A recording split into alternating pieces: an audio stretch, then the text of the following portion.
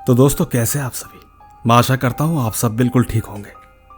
दोस्तों, क्या आपने कभी किसी को तड़पते हुए देखा है? क्या आपने कभी किसी को परेशान होते हुए देखा है? देखा होगा।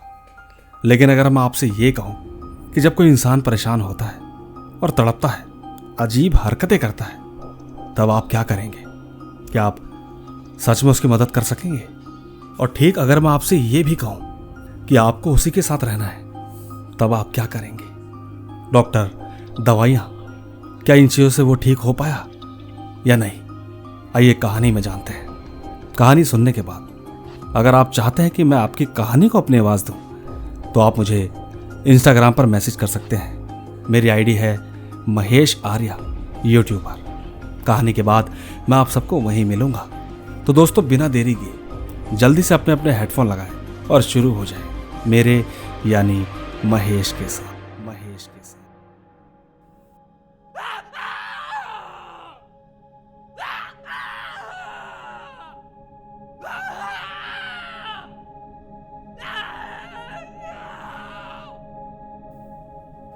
दोस्तों, ये जो कहानी मैं आपको भेज रहा हूं, ये मेरे भाई के द्वारा देखी गई, खुद आंखों देखी कहानी है। मैं वेस्ट बंगाल, दिनाजपुर सिटी, बलूरघाट से बोल रहा हूं। मेरा नाम है तापसी देव चौधरी और ये जो कहानी है वो मेरे भाई की है। तो मैं चाहता हूं कि ये कहानी उन्हीं के नजरिए से सुनाई जाए। शुरू करते हैं। दोस्तों, मैं मुंबई में जॉब करता था और ये कहानी को काफी साल भी हो चुके हैं। मुंबई में मेरे साथ एक दोस्त भी रहता था जिसका नाम सचिन है। काम करते करते दोस्ती इतनी मजबूत हो गई कि मानो एक तरह के बेस्ट फ्रेंड बन गए। मेरा दोस्त महाराष्ट्र से था। एक दिन की बात है, दोनों अपना काम खत्म करके एक साथ वापस घर आ रहे थे। उन्होंने अचानक से प्लान किया कि वो शाम को एक साथ थोड़ा घूमने के लिए जाएंगे। उस दिन नहीं मालूम ऐसा क्या था, जब मैंने अपने दोस्त से कहा कि यहीं पास में एक मंदिर है, वहां घूमकर आते हैं, तो अचानक इस बात को सुनने के बाद मानो जैसे उसके कान में किसी ने सुई चुभा दी हो, वो मेरे साथ अजीब सा बिहेव करने लगा। मैंने जब चेहरा उसका ध्यान से देखा तो उसकी आंखों में एक भारीपन सा पाया। सच कहूं तो उस रात में थोड़ा घबरा गया। एक बार को तो मुझे ऐसा लगा कि जैसे मानो मजाक कर रहा हो। दोस्तों में मजाक मस्ती चलती ही रहती है, लेकिन उस दिन मजाक नहीं था, क्योंकि उसने मेरी बात नहीं मानी। इसके बाद हम दोनों आराम से वापस घर आ गए। मैं उसकी बातों को भुला चुका था। सब कुछ एकदम नॉर्मल चल रहा था। लेकिन दोस्तों, उसी बीच मैंने एक चीज नोटिस की, और वो ये थी कि मैं उसके बिहेवियर में धीरे धीरे चेंज पा रहा था। वो थोड़ा चिड़चिड़ा हो चुका था। मैंने उससे कई बार पर्सनली भी बात की कि अगर मुझसे कोई गलती हुई है तो मुझे बता। क्या मैंने कभी तुझे या तेरे परिवार वालों को लेकर बुरा भला कहा, या कोई भी मजाक में ऐसी कोई बात हो जिससे तेरे दिल को ठेस पहुंची हो, तो वो भी मुझे बता। लेकिन दोस्तों, उसने इस बारे में मुझसे कोई बात नहीं की। दोस्तों, यहां पर एक चीज अजीब सी आती है। ऐसा आपके साथ भी होता होगा। दुनिया में हर जगह ये चीजें फैली हुई हैं। कई बार हमें मालूम भी नहीं होता कि सामने वाला हमसे कट रहा होता है, जबकि किसी भी बात की कोई वजह नहीं होती। पर खैर, मैंने इस बात को ऐसे ही जाने दिया। मैं अपनी तरफ से पूरी कोशिश कर रहा था कि जल्द ही सब कुछ ठीक हो जाए। मैं दिन रात ये सोचता रहता था कि कभी ना कभी तो ये अपनी मन की बात मुझे जरूर बताएगा। पर दोस्तों, कहानी में मामला बिल्कुल उल्टा था। कई बार हम जैसा सोचते हैं वैसा 1% भी नहीं होता। और अगर आपको इसकी सच्चाई बताऊं तो आपके भी रोंगटे खड़े हो जाएंगे, जो जैसे कि मेरे हो गए थे। पूरे दिन काम करने के बाद घर आकर खाना खाकर हम दोनों चुपचाप सो गए। उस रात हम दोनों के बीच में कोई भी बातचीत नहीं थी। सोते वक्त ठीक रात के 2:30 बजे मैं पानी पीने के लिए उठा। मैं अपने बिस्तर पर बैठा हुआ था कि मैंने महसूस किया कि मैं इस वक्त अकेला हूं। मुझे लगा शायद वो वॉशरूम में होगा, लेकिन लाइट नहीं जली हुई थी। कुछ देर तो मैं सोचता ही रहा कि आखिर ये सब क्या है। इतनी रात को वो कहां चला गया। मैंने कमरे का दरवाजा खोला, जो कि पहले से ही खुला होगा। ऑब्वियसली वही बाहर गया था। मैंने बैल्कनी में इधर उधर देखा और स्टेयर में ऊपर नीचे भी किया, मगर मुझे समझ में नहीं आया कि आखिर मैं किसका दरवाजा खटखटाऊं। सब कुछ माहौल एकदम शांत था। मैं जाता भी तो कहां, पर दोस्तों, जब मैंने अपने आप को शांत किया और बिल्कुल माहौल में एक भी आवाज नहीं की, तब मुझे एहसास हुआ कि मुझे कहीं से कोई आवाज आ रही थी।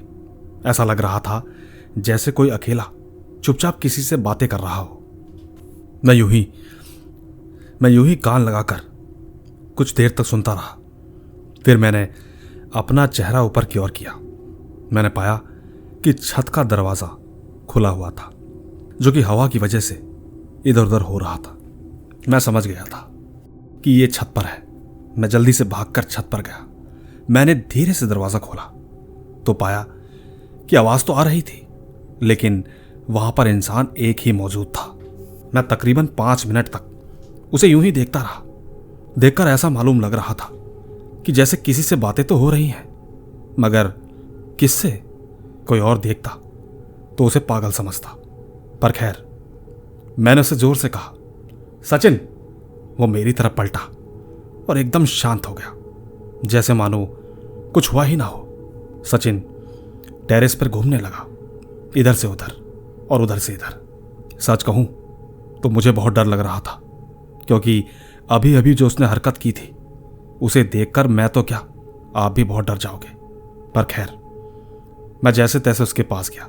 मैंने नॉर्मली बात करने की कोशिश की, पर वो एकदम चुपचाप था, जैसे मानो मुझसे रूठ गया हो। ऐसा उसका नेचर हो चुका था। खैर, मैं उसको धीरे धीरे नीचे ले आया और मैंने छत का दरवाजा बंद कर दिया। हालांकि मेरे मन में एक सवाल तो था, जो कि आपके मन में भी होगा। मैंने उससे पूछने की कोशिश की ही थी, लेकिन वो इससे पहले ही भागकर एकदम नीचे चला गया। वो रात जैसे तैसे कट गई। अगले दिन ऑफिस में मैंने उससे फिर से पूछने की कोशिश की, लेकिन वो मेरे सामने टिकता नहीं था। कभी ये काम है, कभी वो काम है, ऐसा करके बात को टाल देता। सच कहूं तो अब मेरा पूरा ध्यान उसकी हरकतों पर ही लग गया था। मैं उसकी दिनचर्या और रात की हर एक चीज नोट करने लगा था। कई बार मैंने उसको अकेले में बड़बड़ाते हुए देखा, पर मैंने इस बार उससे कोई सवाल नहीं किया। मैं समझना चाहता था कि आखिर इसको हुआ क्या है। हालांकि मैंने इस पर इसीलिए एक्शन नहीं लिया क्योंकि अब तक उसने किसी को कोई नुकसान नहीं पहुंचाया था। मैंने कई बार नेट पे भी सर्च मारा, लेकिन कुछ ज्यादा खास जानकारी नहीं मिली। लेकिन दोस्तों, जैसे जैसे समय बीतता गया, यकीन कीजिए, मेरे सामने जो भी नजारा था मैं आपको एक एक करके बताता हूं। सच कहूं तो ऑफिस में उसके काम करने का तरीका बदल गया था। वो अपना काम ठीक से नहीं कर रहा था। न जाने क्या हो गया था उसे। कई बार मुझे मेरे बॉस ने बुलाया और पूछा कि इसको क्या हुआ है, क्या इसके घर में सब कुछ ठीक है, बहुत स्ट्रेस में नजर आता है। मैंने सर से रिक्वेस्ट की कि सर इसे कुछ दिनों की छुट्टी दे दीजिए, मैं जल्द ही इसके घर वालों को बताता हूं। दोस्तों, मालिक ने उसे ना निकालते हुए 1 हफ्ते की छुट्टी दे दी। उस बीच मैं अकेला ही ऑफिस आता जाता था। और हाँ, एक बात मैं आपको बताना भूल गया। उस रात जब वो छत पर था, ऐसी मैंने कई रातें उसे छत पर देखा। मैं हर बार उसे आवाज लगाकर नीचे बुला लिया करता था और वो चुपचाप आ भी जाया करता था। एक दिन मैं ऑफिस में था। जब मैं रात को घर लौटा तो मैंने पाया कि उसे बहुत तेज बुखार था। मैंने डॉक्टर से कांटेक्ट करने की बहुत कोशिश की, मगर उन्होंने मेरा फोन नहीं उठाया। उसी बीच मैंने उसके माता पिता से बात करने की सोची। मैंने उनको फोन करके पिछले 10 दिनों में जो भी घटना हुई सब कुछ बताई।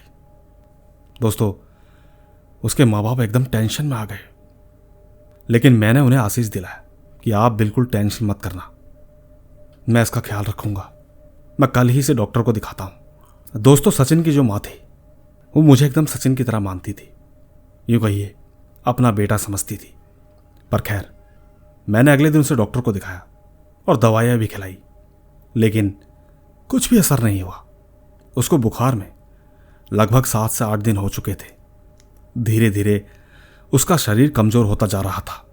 घर वालों के लगातार कॉल आ रहे थे। मैं तो बस इस उम्मीद पर बैठा था कि मैं सब कुछ ठीक कर दूंगा, लेकिन मैं कुछ ना कर सका। इधर सचिन ना ठीक से खाना खा रहा था, ना ठीक से सो पा रहा था। घर वालों के लगातार फोन आते थे। हर एक सिचुएशन जानने के बाद एक दिन उसकी माँ ने मुझे फोन किया। कहने लगी कि इसको लेकर महाराष्ट्र आओ, उनकी किसी बाबा से बात हुई है जो कि उसको देखना चाहते हैं। दोस्तों, सचिन की माँ इन सब पर बहुत विश्वास करती थी, लेकिन उन्हें नहीं लगा था कि उनके बेटे के साथ भी ऐसा कुछ हो सकता है। अब दोस्तों, बात रही मेरी नौकरी की। मैंने सर को सारी बातें बताई। कुछ वीडियोस भी थी मेरे पास जो कि मैंने सर को दिखाई। सर ने उसकी और मेरी छुट्टियां बढ़ा दी। बस फिर मैंने जल्दी से बैग पैक किया और सीधा सचिन के घर पहुंचा। दोस्तों, यकीन कीजिएगा, सचिन को देखने के बाद उसके मॉम डैड रो पड़े। सचिन के चेहरे पर आंखों के नीचे काले घेरे बन चुके थे। वो उस वक्त उसके माँ बाप को बहुत कमजोर दिख रहा था और बुखार अब भी बरकरार था। पर खैर, देरी ना करते हुए हम उसको तुरंत बाबा के पास लेकर गए। हम जब वहां जाने की बातें कर रहे थे तो सचिन न जाने क्यों बड़बड़ा रहा था। मैं जानता हूं वो बाबा के पास नहीं जाना चाहता था, पर मैं करता भी तो क्या। मैंने उसे नींद की पावरफुल मेडिसिन दी जो कि मैंने उसे जूस में डालकर दी थी। शुक्र था 10-15 मिनट बाद ही वो अपने बेड पर जाकर सो गया। मैंने उसको उठाकर वैन में डाला और हम ठीक बाबा के पास पहुंचे। दोस्तों, वो बाबा सचिन के घर से करीब 32 किलोमीटर दूरी पर थे। वो ठीक एक जंगल के पास एक मंदिर में रहते थे। हम जैसे तैसे वहां तक पहुंचे। बाबा को दिखाते ही बाबा ने सचिन को पीपल के एक पेड़ के साथ मोटी मोटी रस्सियों के साथ बांधने को कहा। उन्होंने जैसे ही अपने कर्मचारियों को आदेश दिया तो उन्होंने जल्दी जल्दी उसे रस्सी से बांध दिया। उस वक्त वो हल्का हल्का होश में था, लेकिन जैसे ही झाड़ फूक चालू हुई तो उसने एकदम से उठकर चिल्लाना शुरू कर दिया। यकीन कीजिएगा, उसका गला तब बहुत बदल चुका था। मैं तो देखकर एकदम हैरान था कि मैंने इतने दिन ऐसे बंदे के साथ काटे हैं जिसका ये रूप देखने के बाद मेरी तो हालत ही खराब हो गई। सच कहूं तो मैं अपनी आंखों पर भरोसा नहीं कर पा रहा था। वो तो मैं खुद का शुक्रगुजार करता हूं कि मैंने इससे उस बीच बिल्कुल भी लड़ाई नहीं की, वरना शायद मेरा ही काम हो जाता। पर दोस्तों, इसके बाद जो हुआ उस पर आप विश्वास नहीं करोगे। बाबा ने बहुत कोशिश की। उन्होंने तुरंत ही एक यज्ञ बनाया और पूजा को कंटिन्यू रखा। ये सब चालू करते ही वो बुरी तरह चलाने लगा। उस वक्त हमारे कान के पर्दे फट रहे थे। वो बहुत ही गंदी तरीके से चिल्ला रहा था। वो ठीक 2-3 लोगों की आवाज निकालकर ये बोल रहा था, बाबा को मारने के साथ साथ हमें भी मारने की धमकी दे रहा था। बाबा ने जलती हुई लकड़ी का कोयला उसके हाथ में थमा दिया। उससे कहने लगे कि बता तू कौन है और कहां से आया है, तू इस बच्चे को क्यों परेशान करने में लगा है। दोस्तों, उसने कोई जवाब नहीं दिया। बाबा ने एक ऐसा मंत्र पढ़ा और साथ ही कुछ पाउडर सा कुंडली में जैसे ही डाला तो अचानक वो बोलने लगा। उसने कहा कि मैं एक जिन्न हूं और मैं इसको बहुत प्यार करती हूं। तुम मुझे अभी के अभी छोड़ दो, वरना अच्छा नहीं होगा। मैं बस इसको अपने साथ लेकर चला जाऊंगा। तुम्हें कोई नुकसान नहीं पहुंचाऊंगा। मैं करीब 1 महीने से इसी के साथ हूं। बाबा ने कहा कि तू उसके शरीर में रहकर क्या कर रहा है। वो कहने लगा कि मैं चाहे कुछ भी करूं, पर आने वाली अमावस्या में मैं उसको अपने साथ लेकर जाऊंगा और हां, कोई मुझे रोक नहीं पाएगा। मैं इतने दिनों से इसी दिन का तो इंतजार कर रहा हूं। बाकी आगे सुन। ये मुझे रास्ते में मिला था जब ये गाड़ी लेकर जा रहा था। मैं उस वक्त रास्ते पर ही था, लेकिन इसने मुझे अनदेखा करके अपनी कार से ठोक दिया। तब से मैं इसके पीछे हूं और ठीक अब इसके मरने का वक्त आ चुका है। दोस्तों, बाबा ने ये बात सुनते ही उसके हाथ से कोयला वापस ले लिया। यकीन मानिएगा, उसका हाथ थोड़ा सा भी नहीं चला। बाबा ने तुरंत ही कुछ अजीब से मंत्र और बोले। उन्होंने तुरंत तांबे के लोटे से पानी निकालकर उसके ऊपर छिड़का। सचिन अचानक से चिल्लाया। इतने में ही मंदिर से बाबा शिव जी की फूलों की माला आई। बाबा ने उस माला को तुरंत सचिन के गले में डाल दिया। सचिन चिल्लाते हुए एकदम से बड़बड़ाता हुआ बेहोश हो गया। दोस्तों, अब जो मैं आपको बताऊंगा वो मैंने आज तक कभी देखा भी नहीं था और इतने सालों की लाइफ में कभी सुना भी नहीं था। बाबा ने उसके बेहोश होते ही उसके हाथ की स्किन को कट करके एक ताबीज उसके हाथ में डाल दिया। साथ के साथ उन्होंने उस जगह को सील भी दिया। कहने लगे कि इस लड़की की जिंदगी अब बच गई है, अब वो जिन इसे छू नहीं सकता। इसके बाद उसको पेड़ से खोला गया और बाबा ने आशीर्वाद दिया। सचिन होश में आते ही शिवजी के पैरों के नीचे गिरा। तब मैं उसे उठाकर वापस उसके घर ले गया।